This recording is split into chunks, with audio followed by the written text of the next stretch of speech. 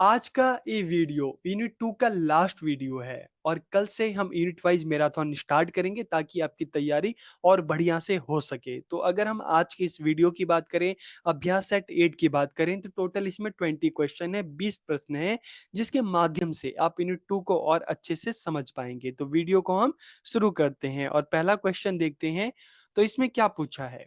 It is a kind of force which provides direction to all types of behaviour, कि यह एक प्रकार की शक्ति है जो सभी प्रकार के व्यवहार को दिशा प्रदान करती है। तो ऐसी कौन सी शक्ति है जो सभी प्रकार के व्यवहार को दिशा प्रदान करती है? क्या वो इनकम है? क्या वो एम्स है? क्या वो ग्रीड है, लालच है, आय है, उद्देश्य है, या फिर मोटिवेशन या अभिप्रेरणा है? प्रेरणा या अभिप्रेरणा है, ठीक है। तो कौन सी ऐसी शक्ति है जो हमारे जो व्यवहार है उसको दिशा प्रदान करती है? तो यहाँ पर राइट आंसर क्या होगा? ए होगा, बी होगा, सी होगा, डी होगा, क्या होगा? तो यहाँ पे राइट आंसर है डी, मोटिवेशन। ठीक है। मोटिवेशन एक ऐसी शक्ति है जो सभी प्रकार के व्यवहार को दिशा प्रदान करती है। ठीक है। आगे हम बढ़ते हैं क्वेश्चन नंबर 2। अब इसमें क्या पूछा है?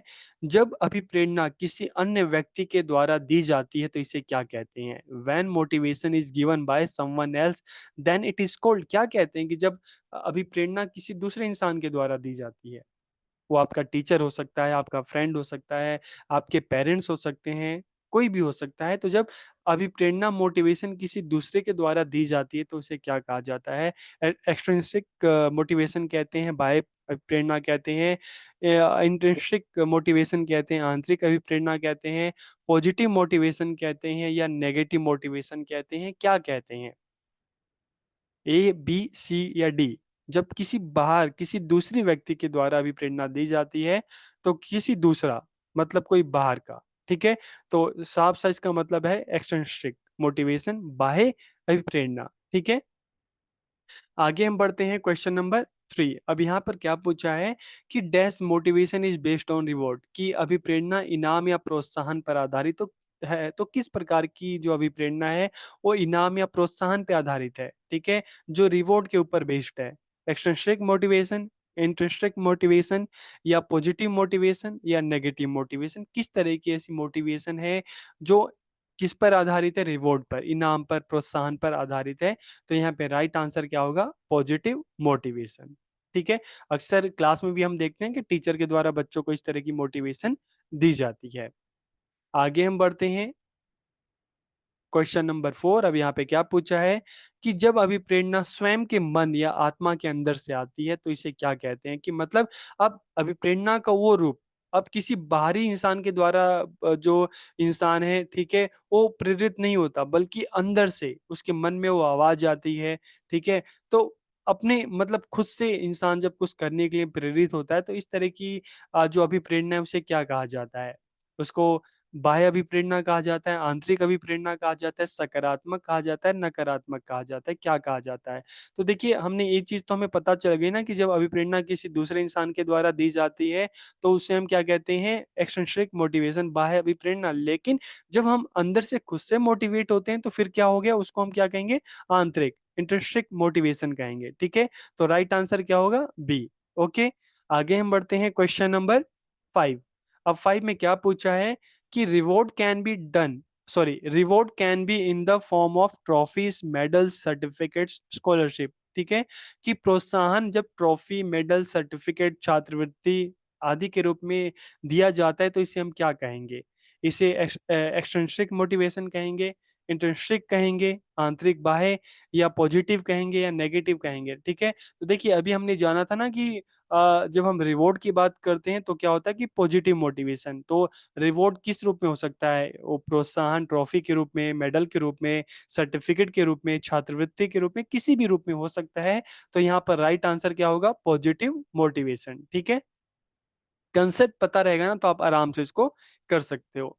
क्वेश्चन नंबर 6 की अगर हम बात करें, अभी प्रेरणा बल या भय पे आधारित होती है। Dash motivation is based on force और फियर, कि ऐसी कौन सी भी प्रेरणा है जो बल या भय पे आधारित हो? ठीक है। तो यहाँ पर देखिए, हमें आंसर नहीं पता कौन सा है, लेकिन देखिए, जब हम इस शब्द को बात करते हैं ना, भय, या हम फोर्स की बात करते हैं, फियर की बात करते हैं, तो ये थोड़ा नेगेटिव सेंस में लिया जाता है। तो नेगेटिव सेंस में लिया जाता है, मतलब क्या हो गया? D, negative motivation. ठीक है। अक्सर आपके घर वाले स्कूल में भी कहते हैं ना कि अगर तुम मतलब काम नहीं करोगे, बात नहीं करेंगे तो तुम्हें पनिशमेंट मिलेगी। घर में भी इस तरह से कहा जाता है। तो इस तरह का जो भय के आधार पर जो बच्चों को अभी प्रेरित करने की कोशिश की जाती है, तो इसे क्या कहेंगे? इसे हम नेगेटिव मोटिवेशन कहेंगे। ठीक है, आगे बढ़ते हैं। Question number 7। अब यहाँ पर क्या पूछा है कि इस प्रकार की अभिप्रेरणा आमतौर पर विद्यार्थी अशांति का कारण बन जाती है। तो देखिए, आप सबको पता है, अगर आपको कोई बार बार डराता है, आपको बार बार कोई धमकाता है, तो कहीं ना कहीं वो आपके अंदर डर बैठ जाता है। ठीक है, तो इस तरह की जो मोटिवेशन है उसे हम क्या कहेंगे? नेगेटिव मोटिवेशन कहेंगे। ठीक है, आगे हम बढ़ते हैं। Question number 8। अब 8 में क्या पूछा है? तो यहाँ पर अब एक परिभाषा दी है और आपको बताना है कि ये परिभाषा किसकी है। तो क्या परिभाषा है? Motivation is inner condition of the organism that directs towards a goal. कि अभिप्रेरणा या प्रेरणा जीव की आंतरिक स्थिति है जो किसी लक्ष्य की ओर निर्देशित करती है। कि ये आंतरिक स्थिति है, आपके मन से आवाज आती है कि नहीं, आपको करना चाहिए, आपको आगे बढ़ना चाहिए।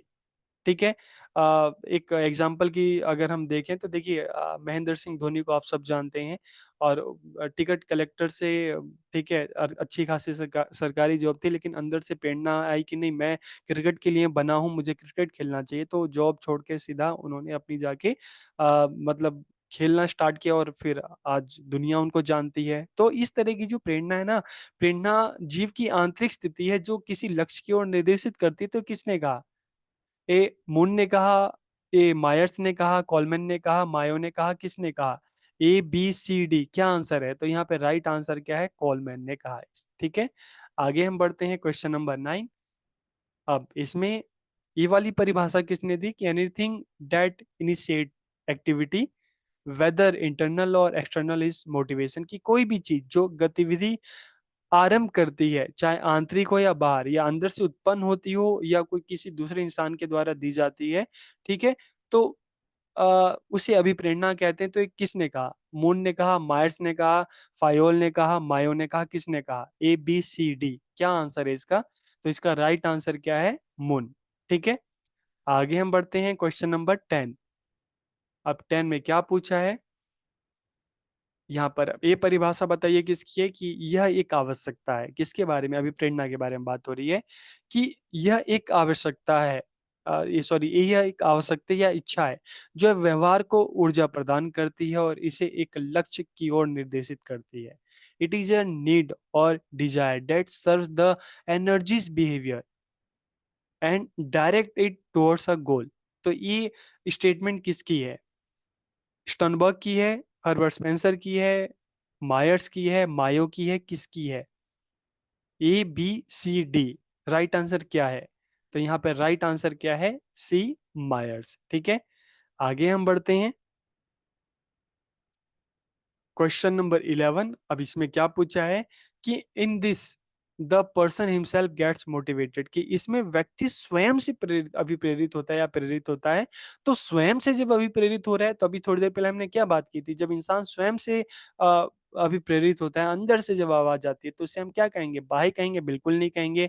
आंतरिक कहेंगे? सकारात्मक या नकारात्मक? तो जब अंदर से आवाज आ रही है, व्यक्ति स्वयं से अभिप्रेरित हो रहा है, तो क्या होगा? इंट्रिंसिक या आंतरिक अभिप्रेरणा। Okay, question number 12। अब 12 में क्या पूछा है कि विद्यार्थियों को अभिप्रेरित करने के लिए एक शिक्षक को क्या नहीं करना चाहिए? What should a teacher not do to motivate student? क्या नहीं करना चाहिए? ठीक है, ऑप्शन देख लेते हैं। कि विद्यार्थी के मन में व्याप्त नकारात्मक भावना को दूर करना चाहिए, ये तो करना चाहिए। विद्यार्थी के मन में डर पैदा करना, विद्यार्थी की रुचि एवं क्षमता के क्षेत्र में उनको आगे बढ़ाना, या विद्यार्थियों के प्रयासों के लिए उन्हें पुरस्कार प्रदान करना। तो देखिए, पुरस्कार प्रदान करना चाहिए प्रयासों के लिए, उनकी क्षमता को आगे बढ़ाना चाहिए, नकारात्मक भावना को दूर करनी चाहिए, लेकिन क्या नहीं करना चाहिए? विद्यार्थी के मन में डर पैदा नहीं करना चाहिए। ठीक है, आगे हम बढ़ते हैं। Question number 13।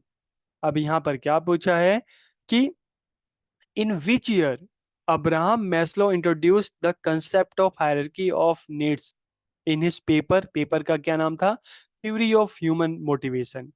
एंड लेटर यही चीज उन्होंने, उनकी जो अपनी बुक थी, मोटिवेशन एंड पर्सनैलिटी, ठीक है, उसको आगे चल के प्रकाशित किया, तो उसमें भी इन्होंने जो हायरार्की ऑफ नीड्स है उसकी उन्होंने बात की। तो यहाँ पर बात की जा रही है कि जो अब्राहम जो मास्लो हैं, किस वर्ष उन्होंने अपना शोध पत्र मानव प्रेरणा का सिद्धांत, ठीक है, उसमें जो हायरार्की नीड्स है, ठीक है, उसको प्रस्तुत किया, किस वर्ष प्रस्तुत किया? वर्ष 1935, 1939, 1943, 1949, किस वर्ष? ठीक है, तो यहाँ पर राइट आंसर क्या होगा? सी, 1943।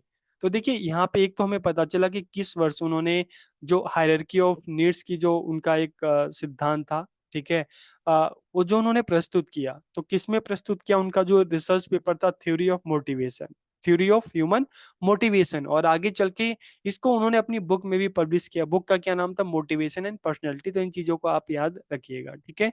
आगे हम बढ़ते हैं। अब अब्राहम मैस्लो उनकी जो नीड की हायरार्की है, ठीक है, उसकी अगर हम बात करें तो these include basic need like food, clothing, shelter, air, sleep, की इसमें भोजन, कपड़ा, आश्रय, हवा, नींद आदि जो बुनियादी जरूरत होती है ना, जिसको हम कहते हैं हमारी जो मूलभूत आवश्यकताएं होती हैं, रोटी, कपड़ा, मकान, ठीक है, तो इनमें से किस में हमारी जो बुनियादी जरूरतें हैं उसको शामिल किया जाता है? ठीक है, किस में? फिजियोलॉजिकल नीड्स, जो अब्राहम मास्लो का जो हायरार्की है उसके हिसाब से पूछा गया है कि physiological needs, safety needs, social needs, esteem needs या सेल्फ एक्चुअलाइजेशन, किस में? तो देखिए जाहिर सी अगर हम बात करें हमारी जो बेसिक नीड है, ठीक है, तो बेसिक नीड जो है वो हमारी क्या है? शारीरिक आवश्यकता है, ठीक है, तो यहाँ पे राइट आंसर क्या होगा? फिजियोलॉजिकल नीड्स, शारीरिक आवश्यकताएं, ठीक है। तो देखिए यहाँ पर ये भी जानना जरूरी होगा कि जो अब्राहम मैस्लो ने जो अपनी नीड की जो एक हायरार्की दी, तो इसी क्रम में दी, ठीक है, तो इस क्रम को भी आप याद रखना। यहाँ पर सबसे नीचे फिजियोलॉजिकल नीड्स है, हमारी जो मौलिक आवश्यकताएं हैं, मूलभूत आवश्यकताएं हैं, रोटी, कपड़ा, मकान की। धीरे धीरे फिर पहली आवश्यकता पूरी होगी तो इंसान सेफ्टी की तरफ बढ़ेगा, फिर सोशल नीड्स की तरफ बढ़ेगा, सामाजिक आवश्यकताओं की तरफ बढ़ेगा, एस्टीम नीड्स की तरफ बढ़ेगा, और लास्ट में फिर सेल्फ एक्चुअलाइजेशन, खुद को जानना, आत्मबोध, ठीक है। तो ये बिल्कुल लास्ट स्टेज क्या हो गया? सेल्फ एक्चुअलाइजेशन, ठीक है। आगे हम बढ़ते हैं। Question number 15। अब 15 में क्या पूछा है कि इनकी संतुष्टि से व्यक्ति को अपने जीवन के लक्ष्य की प्राप्ति हो जाती है। तो जब अब बात की जा रही है कि जीवन के लक्ष्य की प्राप्ति, ठीक है, लक्ष्य की प्राप्ति मतलब ये बिल्कुल लास्ट स्टेज हो जाता है।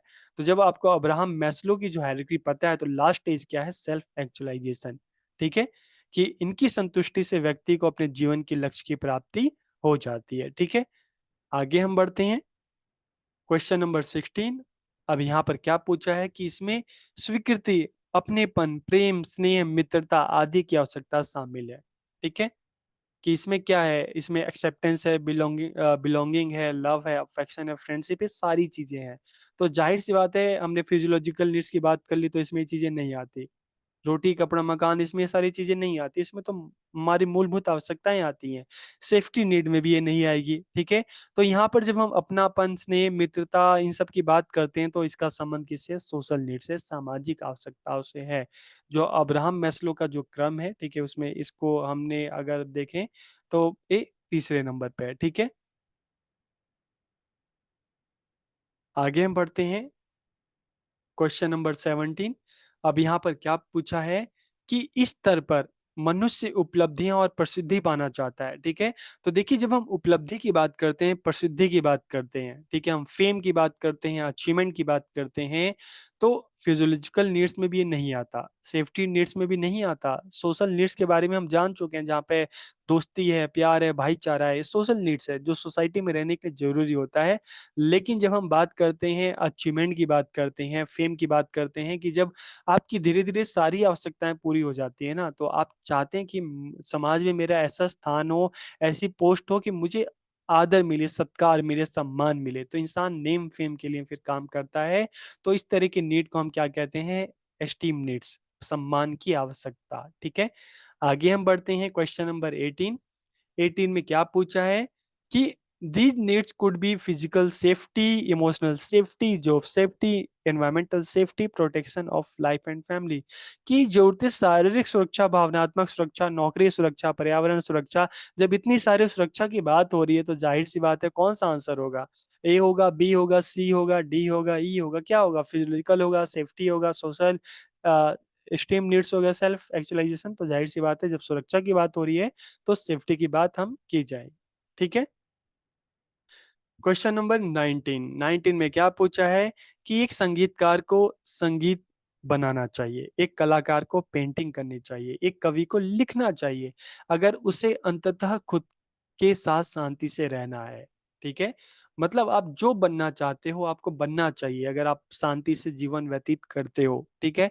नहीं तो हम तो ये भी देखते हैं कि भाई जो आई यूपीएससी क्लियर करके आईएएस रैंक पे जाता है वो भी सुसाइड कर लेता है।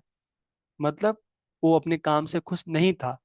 ठीक है। तो मतलब क्या है कि अगर आप खुश रहना चाहते हो ना तो जो आप जिस फील्ड में अच्छे हो जो अच्छा कर सकते हो उसी फील्ड में आगे जाओगे ना तो आप हमेशा जिंदगी भर खुश रहोगे। नहीं तो कहीं ना कहीं मन में एक जो टीस होती है ना वो रह ही जाती है। तो ये इतनी अच्छी बात किसने कही कि एक संगीतकार को संगीत बनाना चाहिए, कलाकार को पेंटिंग करनी चाहिए, कवि को लिखना चाहिए अगर आप शांति से रहना चाहते हो। ठीक है। किसने कहा? वुडवर्थ ने कहा, बैरन ने कहा, मैस्लो ने कहा, स्टर्नबर्ग ने कहा, किसने कहा? तो राइट आंसर क्या है? मैस्लो ने ये बात कही। ठीक है। आगे हम बढ़ते हैं क्वेश्चन नंबर 20। अब इसमें क्या पूछा है कि मनुष्य स्वयं को अपनी तथा दूसरों की नजरों में सम्मानी बनाए रखना चाहता है। फिर से आ गया सम्मानी, रिस्पेक्ट की बात आ गई, सम्मान की बात आ गई, तो जाहिर सी बात है किसकी बात आएगी?